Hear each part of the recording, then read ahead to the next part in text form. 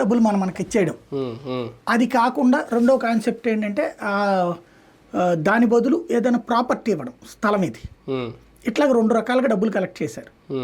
మరి ఈ డబ్బులన్నీ ఏం చేయాలి? ఇప్పుడు ఏ ఫైనాన్స్లకు ఇవ్వడమో ఎవరికైనా చేస్తే అడగొడితే వీళ్ళు పోతారు. అందుకని వీళ్ళు ఏం చేశారంటే ఇతర వ్యాపారాల్లోకి మళ్ళించారు. వ్యవసాయం చేయటం, పరిశ్రమలు, అగ్రిగోల్డ్కి సంబంధించిన ప్రొడక్ట్స్ చేశారు కదా అప్పుడు, వాటిట్ల మీద చేశారు. కానీ వాటిట్లో ఎంత లాభం వస్తుంది? ఇప్పుడు ఎట్లా అయిపోద్ది అంటే మంది ఎక్కువైతే మజ్జిగ బాల్సిన అయిపోతుంది. డబ్బులు ఉన్నాయి ప్లస్ ఎంతమంది డైరెక్టర్లు అయ్యేటప్పటికి ఎవడు కూడా ఆడి బంధువు ఈడి బంధువు ఇట్లా తెచ్చేసి పెట్టేశారు. ఇక వ్యవస్థలు చిన్నగానం అయిపోయినాయి.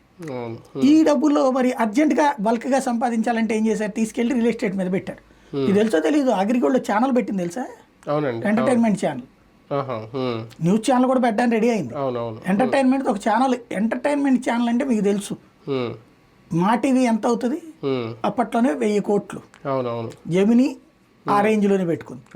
అట్లాంటిది వీళ్ళు ఎంటర్టైన్మెంట్ ఛానల్ పెడితే డబ్బులు వస్తాయి ఛానల్ పెట్టారు. పెట్టి అది వాటితో పోటీ పడలేక పోయింది. ఆ డబ్బులు అపరంగా పోయినట్టేగా. అట్లాంటి ఎన్నో వాటిట్లో పెట్టుబడులు పెట్టి లాస్ అయ్యారు, అనవసరంగా పెట్టాయన్ని. అంటే వీళ్ళు ఏంటంటే అన్ని రంగాల్లో మనం గుత్తాధిపత్యం వహిద్దాం అనుకుని మొత్తం చేయగాల్చుకుని పోయింది.